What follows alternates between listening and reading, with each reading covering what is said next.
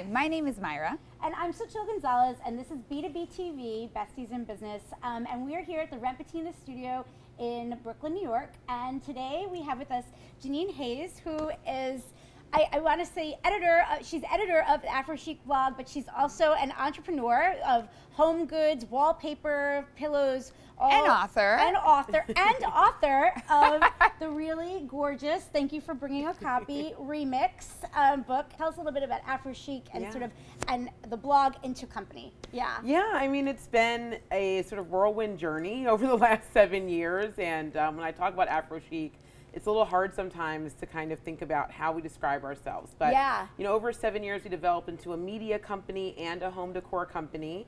And it was in 2007 that we started blogging. And I say we because my husband and I actually started the company together. And it was really him that was really kind of pushing me to kind of crystallize my ideas on design and really the blend of modern design and culture, which is what we focus on at Aphrochic. So the product came after the blog. After the blog, but the audience was clearly... Yeah, like what made you decide after those 2 years that this is the product, and that you wanted to go into product, and then that this specifically was going to be the product? Yeah, I think everything with Aphrochic, I have to say, has really been selfish. How it's all sort of come together. So when the blog first came together, my complaint was, you know, there were a lot of blogs out. It was 2007.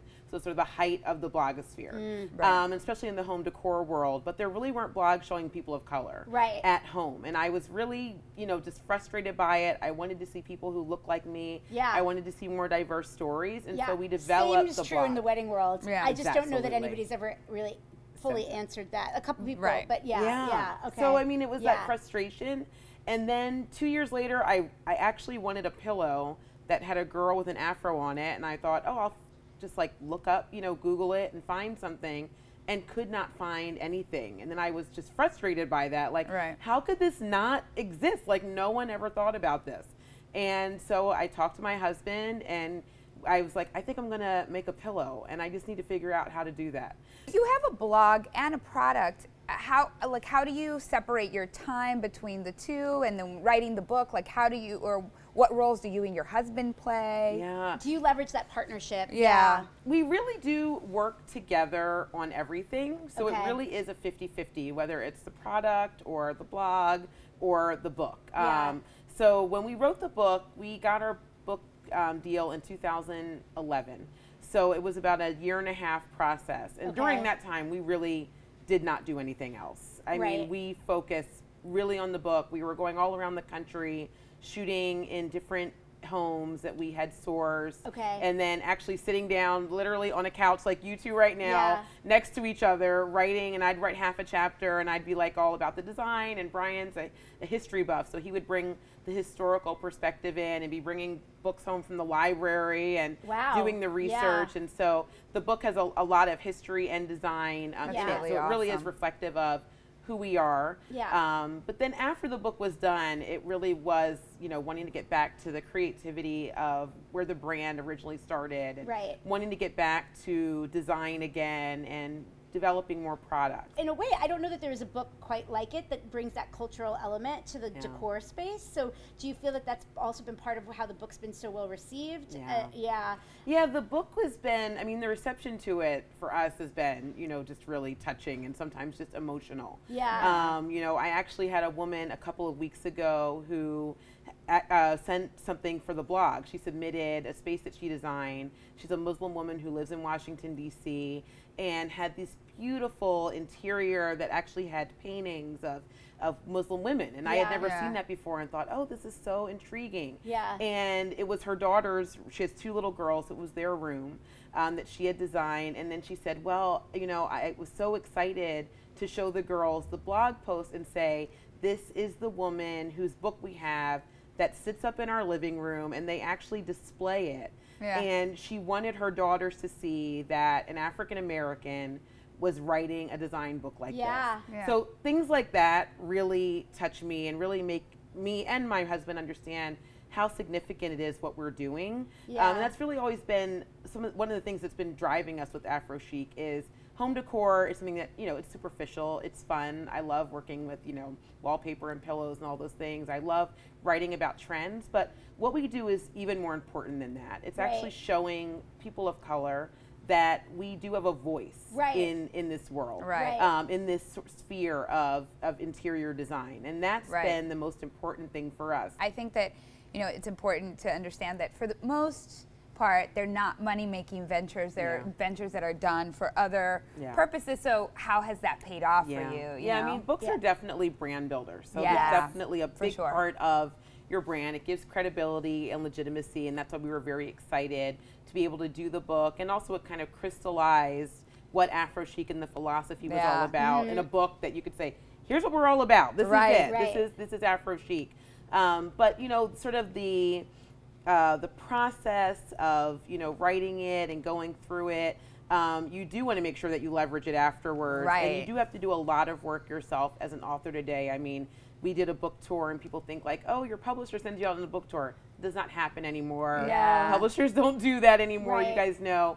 It's a product. It's another product in our brand, and it's a product that we have to promote ourselves. So we did a 7-city tour, and we worked with Room and Board as our partner in different cities around the country, and that was something that we put together ourselves. I was just going to say, did you approach Room and Board? We did. That's awesome. Yeah. And why them? Like, what was it about their company and their store that appealed to you? Well, I can say I have a personal relationship with Room and Board because my sister is a visual stylist there, and she's the visual stylist for the Washington, D.C. store. So that relationship was there. But also, Room and Board was a company that we even worked with when we were doing the book. So every time you're doing a book and you're styling a home, you're going to need some pieces from different stores. Room and Board was really open to us to be able to do that and come in and get pieces, and their pieces fit so beautifully in the homes we were featuring. It was just natural to go back to them again and say, can we work together now in a collaborative partnership for this book tour? And we went to DC, New York, LA, Chicago, Atlanta. We've been all over, and it's just been great to really meet people offline. And you know what's also really awesome? Like, I feel like sometimes people don't think about this, but we have connections at so many places that sometimes we just need to be able to call and leverage. Like, and not be afraid. Right, because sometimes those things are already there, and so you just have to be bold and call your connections. And you never know that sometimes when you're a smaller brand, you don't feel like you're bringing a value to a larger brand. And with Room and Board, what they were interested in was that we were going to be able to bring a diverse audience to a book event. And so, and in New York, I have to say, our book event was amazing. We had 200 people come out. We had people buying furniture at the event. We had people who stayed till 10 o'clock at night, and Room and Board had to actually turn the lights off in the Soho store and say, get out. Get out. You can't stay here any longer. But it was a great event. They reflect on it as one of their best book events. And for us, it was one of our best book events because we worked together so collaboratively and brought something to their brand, and they brought something to our brand. So tell us, if you could go back, because obviously, 8 years later, 7 years later, if you could give yourself sort of advice, knowing what you know now as a business owner, what would that be? I think that the advice I would give is something that I'm still doing now, or that I followed, is marry that guy. And that really has been, I think, the partnership that I have with my husband has been really what's driven our brand. That's a reflection of who we are. And, we don't have kids, but this brand is our baby. It's sort of what we've produced. And I think that if we hadn't been together, none of this would ever have come into fruition for either of us. So I feel like he's been the best decision I've ever made, the best business decision I've ever made, being able to work with him every day. And I wouldn't change anything about that. I feel like that's what's really brought this brand where it is and where we want to go. We really work together to think about sort of the future of the brand too, and how we want to build it. Where do you see it in 5 years? Where do you see Aphrochic, the brand, in 5 years? I mean, for me, I want to see Aphrochic as, one of the top home decor brands that if you're walking into Anthropologie or Macy's or, even at Target, that you're going to see this brand in those stores, and it's going to become recognizable. And it's a brand that everyone can, connect to, but also that a diverse audience, can connect to as well and find home decor that's reflective of who they are. And now with Instagram Yeah. and So I'm curious what you found, or do you feel that you're now innovating the blog because people are consuming their media differently? Yeah, it's so interesting. I mean, I think that, you know, there's been so much discussion even in the home decor industry. The New York Times had an article a couple of months ago about how a big blog, Young House Love, decided to shut down. And, you know, it is hard to kind of think about how do we maintain this world of blogging where now it's, you know, it was passion when I started, but now it is a business. Right. You know, everyone's trying to find advertisers, you're trying to create content that's more original for people to come to, and it can be, you know, very stressful. But I do feel like every time I go back to Aphrochic, the blog, it's sort of like home for me. Yeah. Like, it's just, in the end, I kind of have had to define it as it's what I want to do. As sort of this whole world of social media grows, and, you know, it's Pinterest and Instagram, and where any of us go, I still think we have to focus on quality. Yeah. You know, whether if you're pinning, is what you're pinning quality content. If you're Instagramming, what are you putting out there that represents who you are? And if you're blogging, what are you putting out there that's going to be representative of your brand?